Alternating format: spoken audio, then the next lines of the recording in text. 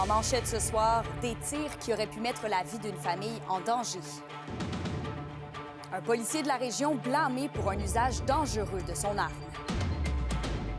Les agents correctionnels de la prison d'Amos à bout de souffle. Et la fonderie Horn poursuivie pour un épisode de poussière noire. Pour ce qui est de la grosseur des conséquences, on verra, mais pour déjà un minimum, c'est très peu là, pour une compagnie comme ça.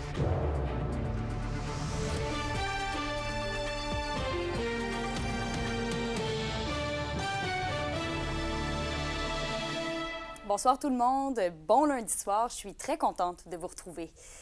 On commence avec une histoire qui aurait pu rapidement tourner au drame. Un policier de la région est blâmé après avoir tiré des coups de feu.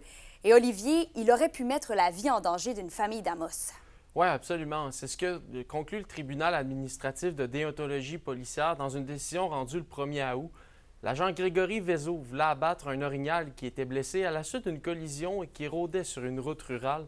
Dans la décision du juge du tribunal administratif dont on a obtenu une copie, on y apprend que l'agent aurait tiré de manière dangereuse à tel point que certaines balles ont atterri dans la maison d'une famille en pleine nuit. L'événement remonte il y a 3 ou 4 ans, dans la nuit du 4 au 5 mars 2022, alors que l'agent et son collègue sont appelés à se rendre sur les lieux dans le but d'abattre la bête. Rendu sur place, l'agent prend sa carabine et tire 12 coups de feu en direction de l'orignal qui peinait à se déplacer à ce moment. Et bien, quelques jours après l'événement, un couple qui a 2 adolescents découvre des trous de balles dans leur fenêtre de leur maison située à 70 mètres d'où les coups de feu ont été déclenchés. Elle constate certains dommages comme un tiroir perforé dans la cuisine ainsi qu'une fenêtre située au-dessus de l'évier qui est également endommagée.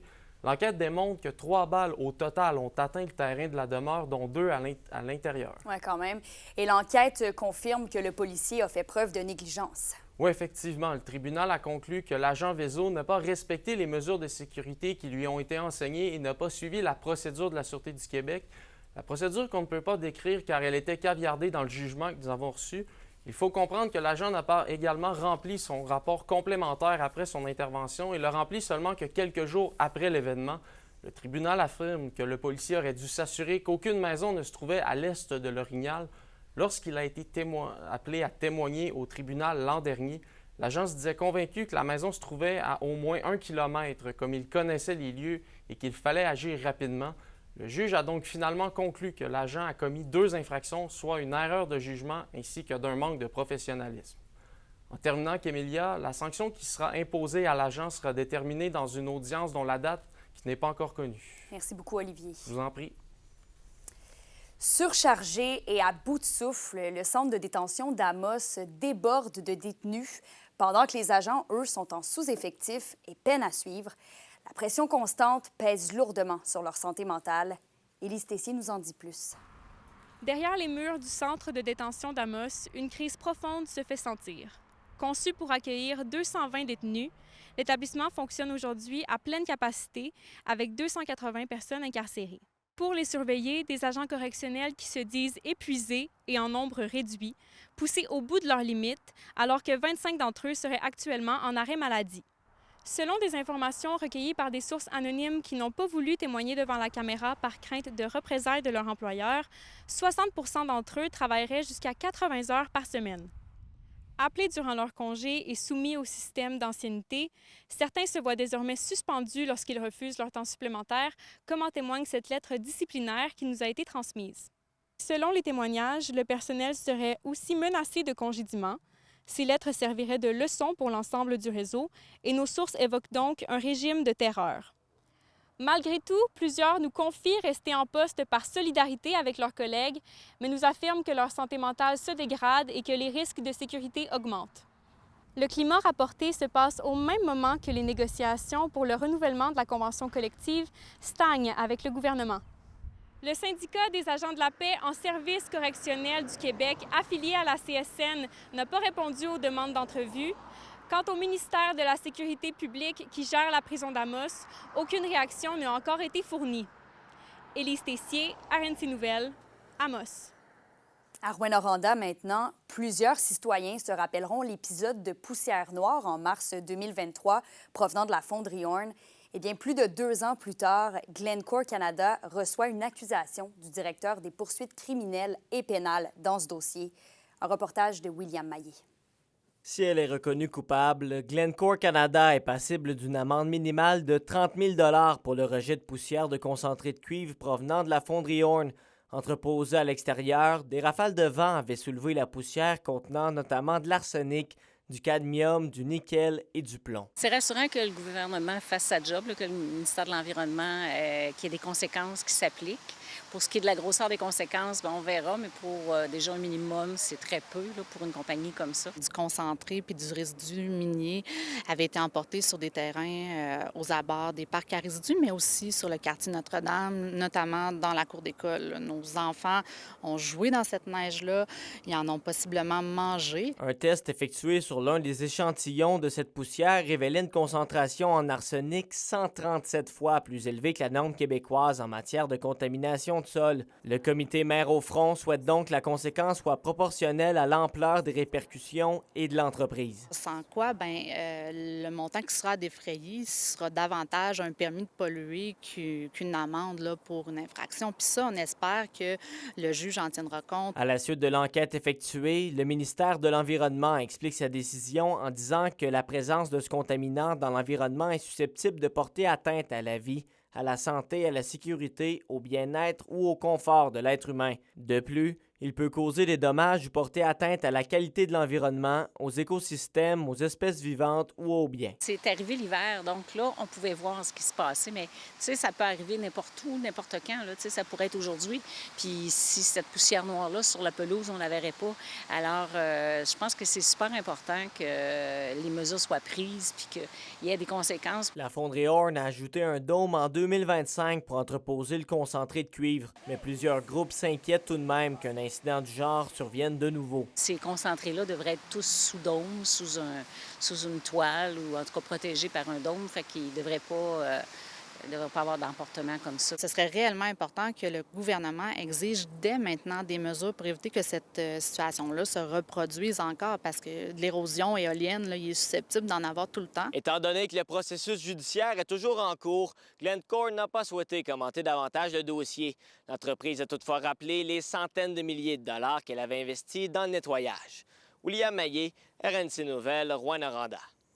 Alors que le Québec a connu l'un des pires bilans routiers pour les vacances de la construction, avec 38 décès, la région fait meilleure figure que le reste de la province. On compte une seule collision avec décès en Abitibi-Témiscamingue et dans le nord du Québec. Le 26 juillet, un motocycliste avait été retrouvé sans vie en bordure de la route 117 à Rouyn-Noranda. La Sûreté du Québec déplore tout de même le nombre élevé d'accidents malgré plusieurs interventions policières. Le corps de police pointe du doigt les nombreuses distractions au volant, dont le non-respect des limites de vitesse et la conduite avec les facultés affaiblies. La SQ assure qu'elle maintiendra ses efforts de sensibilisation et de prévention. Vos réponses à la question du jour TVA.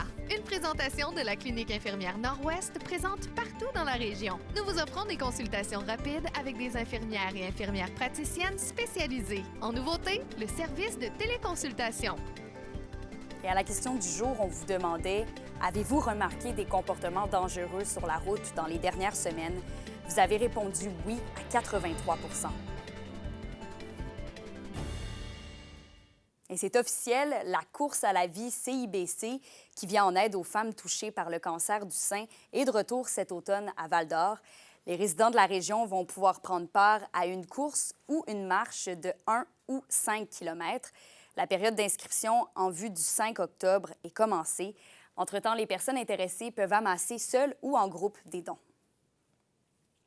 L'indice boursier minier au TVA Nouvelle 18h est une présentation de GFM Groupe Financier. Dirigeants d'entreprises et particuliers, fiez-vous aux experts de GFM pour vos placements, assurances de personnes et assurances collectives. Car pour vous, ils vont au-delà de la finance.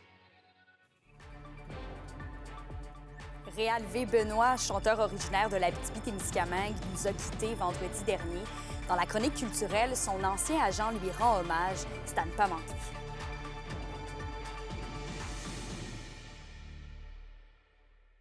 Les SADC de l'Abitibi-Témiscamingue et du nord du Québec vous présentent la bonne nouvelle économique TVA. Nouvelle adresse gourmande à Malartic. Depuis le 15 juillet, la boucherie Mine d'Or accueille les clients au 754 rue Royale. Fondée par Stéphane Raymond et Stéphane Dupuis, L'entreprise propose viande de qualité et services personnalisés. 2 emplois ont été créés pour répondre à une clientèle à la recherche de fraîcheur et de saveurs authentiques. Les SADC, partenaires de l'économie de la région.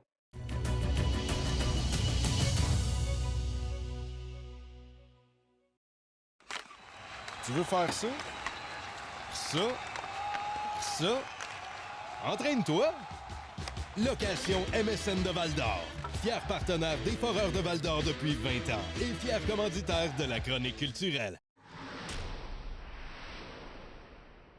Il est 8h, tape un cadran, vient de sonner, faut que tu te lèves. À 9h moins quart, faut que tu sois paré pour l'ouvrage. Et de là jusqu'à midi, sans une minute de répit, tu feras ce que t'as fait hier et ce que tu feras demain jusqu'à ce que t'en crèves. Jusqu'à 65 ans sans jamais sortir de ce qu'on appelle la routine, la routine, la routine, la routine, la routine, la routine, la routine, la routine. Un deuil sur la scène culturelle régionale. Justine, le chanteur rouyn-norandien Réal V. Benoît est décédé vendredi dernier. Exactement, Kémélia, surnommé le chanteur mineur, il était reconnu pour mettre en musique le quotidien des travailleurs de mine de façon très authentique. Il était vraiment présent sur la scène country folk dans les années 70 et en 1975. Il a décidé de prendre une pause de sa carrière musicale pour retourner à son travail de mineur et il est revenu 25 ans plus tard, dans les années 2000, pour créer quelques albums jusqu'en 2010 aux côtés de son gérant et grand ami Claude Knight, qui sont amis depuis 66 ans. Alors, c'est vraiment de grandes connaissances. Je laisse Claude vous parler du talent d'écrivain de Réal et bien sûr des expériences qu'ils ont vécues ensemble. Il était capable d'écrire la routine de tout le monde. Puis, c'est des mots simples que tout le monde comprend. Ce n'était pas la grande poésie des Français.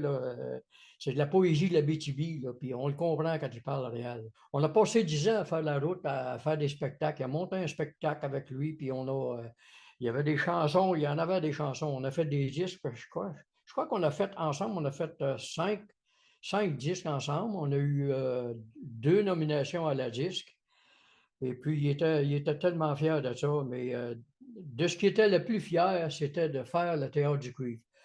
On avait beau avoir fait toute la province, on est allé dans des grandes salles, on est allé dans des petites salles, on est allé partout. On a eu des grandes entrevues à Radio-Canada avec des gens, des journalistes reconnus. Et puis, non, lui, il voulait faire le Théâtre du Cuivre. Il dit, quand on va avoir fait le Théâtre du Cuivre, il dit, on pourra tout arrêter ça, Claude. Puis, ça a bien fini. On a fait le Théâtre du Cuivre. On a continué par après, mais lui, c'était ça. C'était l'Abitibi. Il l'avait au cœur. C'était à Rouyn-Noranda. Lui, c'était un gars de Rouyn, puis il avait ça dans le cœur. Oui, Réal a marqué l'Abitibi-Témiscamingue avec ses textes, mais c'est surtout son attitude et sa personnalité qui faisaient vraiment de lui un être remarquable. Tu sais, on utilise à outrance le terme authentique pour tous les artistes. Vous allez entendre un artiste authentique. Qu'est-ce que c'est d'être authentique? C'est Réal V. Benoît.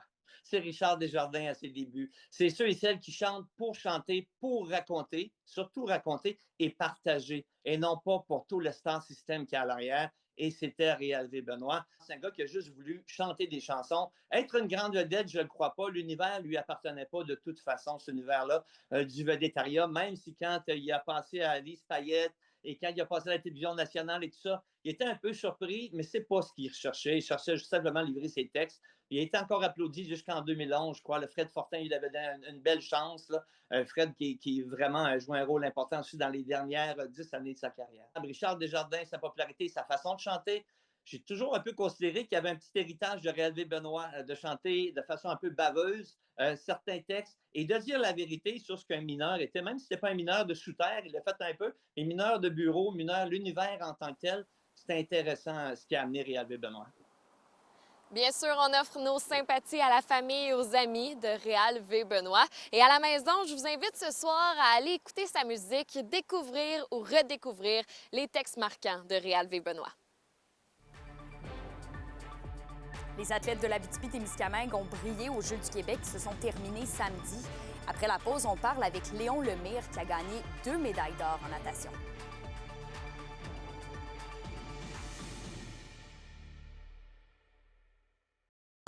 Les sports vous sont présentés par Thibaut GM, votre concessionnaire de confiance à Rouyn-Noranda, là où qualité et choix se rencontrent. L'Abitibi-Témiscamingue a brillé tout au long de la dernière semaine aux Jeux du Québec, récoltant un total de 18 médailles. La région s'est démarquée notamment en cyclisme sur route, en athlétisme, mais aussi en natation. Un reportage de Zachary Desrosiers. Les Jeux du Québec à Trois-Rivières ont été un véritable succès pour l'Abitibi-Témiscamingue. Avec un total de 18 médailles, la région a fait mieux qu'à la dernière édition.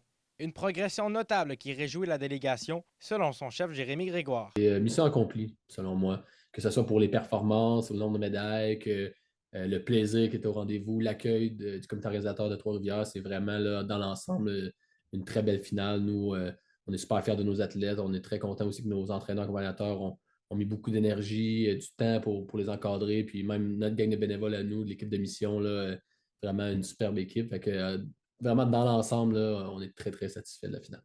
Le cyclisme sur route continue de livrer la marchandise, mais cette année, c'est surtout la natation qui a créé la surprise. Des médailles d'or en natation, c'est plus rare. Tandis qu'en cyclisme sur route, on est quand même très fort là, en Abitibi-Témiscamingue. C'est un peu moins surprenant. Même quand même trois médailles d'or plus une médaille d'argent pour Bastien Chénard, c'est assez impressionnant. Là, mais au niveau de la natation, oui, 2 médailles d'or là, pour Léon Lemire, là, c'était vraiment, mais vraiment bon. Puis on était quand même assez surpris. On s'attendait à des bons résultats de sa part, mais 2 médailles d'or comme ça, c'est vraiment un bon résultat. C'est pour ça qu'on les a nommés les deux porte-drapeau. On n'était pas capable de trancher. C'était vraiment deux performances exceptionnelles. Ces résultats prennent tout leur sens quand on considère les défis d'entraînement dans la région. Manque d'infrastructures, longue distance à parcourir, les jeunes doivent redoubler d'efforts. Pour Jérémy Grégoire, cette progression s'explique en partie par une meilleure préparation. Il y a une effervescence de programme sport-études aussi dans les dernières années en Abitibi-Témiscamingue. J'ai l'impression que la préparation et tout, elle va en montant, mais le talent était là aussi là, en 2022, était là avant également. Là. Donc, je pense qu'on a une belle délégation. Là, 18 médailles, c'est 6 de plus que la dernière en 2023 à Rimouski. Fait qu'on voit une amélioration. Maintenant, place au repos après 12 jours de compétition intense pour se préparer aux prochains Jeux d'hiver qui seront à Blainville en 2026. Si on met le temps, l'énergie, l'effort dans nos sports, on peut aller un peu plus loin qu'on pense. Là. On peut traverser le parc La Vérandrie là, puis aller dominer ou aller vraiment bien performer contre les meilleurs au Québec. Zachary Desrosiers, RNC Nouvelles, Val-d'Or. Et toujours aux Jeux du Québec, on en parlait dans le dernier reportage, le gagnant de 2 médailles d'or en natation, Léon Lemire, est toujours sur un petit nuage après ses 2 performances. Lui qui a aussi été nommé athlète par excellence du bloc 2 des Jeux, mais aussi porte-drapeau de la délégation témiscabitibienne. Anthony Dallaire lui a parlé. Écoute, on a dû poser la question une dizaine de fois au courant des derniers jours, mais je me dois quand même de te la poser. Là, comment on se sent après avoir fait des aussi bonnes performances qui t'ont amené à des aussi bons résultats? Là? Honnêtement, je suis fier. C'est du travail, je me suis entraîné vraiment longtemps pour ça. Plus d'1 an, à 11 pratiques semaine, à environ 20 heures semaine avec l'école. C'était dur, mais puis j'ai réussi, puis je suis vraiment content d'avoir fait ça. Là. 2 médailles d'or, c'est très bon, c'est beaucoup. Est-ce que tu considères avoir accompli tout ce que tu voulais accomplir pendant ces Jeux-là? Ouais, honnêtement, ouais. Je voulais gagner. En fait, l'idéal pour moi, c'était de gagner le 200 mètres à Brasse. Le 100 mètres, je m'y attendais pas. Je suis vraiment content de l'avoir gagné. Je voulais aussi être porte-drapeau, puis j'ai été nommé porte-drapeau. Fait que ça a été des Jeux vraiment réussis pour moi. 100 mètres, tu t'y attendais pas du tout? Un peu, mais pas à gagner l'or. Je m'attendais à gagner l'argent, exemple. Je comprends. Et tu l'as dit justement en entrevue, on n'a pas nécessairement les plus grands bassins, on n'a pas nécessairement les plus grandes infrastructures ici dans l'Abitibi-Témiscamingue. Qu'est-ce qui explique selon toi qu'un petit garçon de Rouyn là, puisse être aussi bon avec les autres athlètes, les plus grands athlètes de la région, pas de la région, mais du Québec, là, de ta catégorie? Honnêtement, mes grandes performances, je les dois aussi à ma coach. Elle a un génie de coaching, j'ai rarement vu ça. Elle est incroyable. Puis la détermination avec ça. Mon coach au gym aussi, il fait des programmes excellents. Un mélange de ces trois-là font que on peut tout gagner. Là. Ça a été mon Jeu du Québec, mais tu mets ces 3 clés-là, puis ça pourrait être n'importe qui, je pense. Vraiment, l'accompagnement, c'est la clé du succès. Là. Exact. Ouais. Et qu'est-ce que tes performances comme les tiennes, justement, envoient comme message aux jeunes de la région qui voudraient justement aspirer à des performances d'élites, là? Ben, c'est comme, ayez pas peur de nous autres, les autres régions. L'Abitibi-Témiscamingue, on est là, on peut faire de bonnes choses. Puis c'est pas parce qu'on est de loin, qu'on est derrière le parc La Vérandrie, éloigné du monde, qu'on peut pas réussir à faire des médailles puis à performer devant tout le monde. Lâchez pas, puis c'est de la détermination que ça prend. Mhm. Et en terminant, là, c'est quoi peut-être la suite pour toi, à part les glissados, évidemment, là, je veux dire, c'est quoi peut-être tes plus grandes aspirations? C'est quoi la suite des choses, là? Ben là, en ce moment, je vais avoir un mois off, je vais profiter un peu de mon été, mais je vais reprendre l'entraînement en septembre. J'aimerais me qualifier pour... là, je suis allé au Grand Prix du Québec cette année, j'aimerais ça y retourner. D'autres compétitions comme ça, mais encore du gros travail, puis que ça aille bien à la fin. J'ai plus ou moins de vision de compétition dans les prochaines années, mais d'ici 2 ans, j'aimerais ça me rendre au Canadien, là. Et peut-être aux Jeux olympiques, là, je veux dire, je pose la question. Ben, évidemment, les essais olympiques, ça serait le fun aussi. Pour une nouvelle importante à nous communiquer, contactez-nous, nouvelles au pluriel, @rncmedia.ca, par téléphone au 1-866-463-4636 et notre site web tvaabitibi.ca.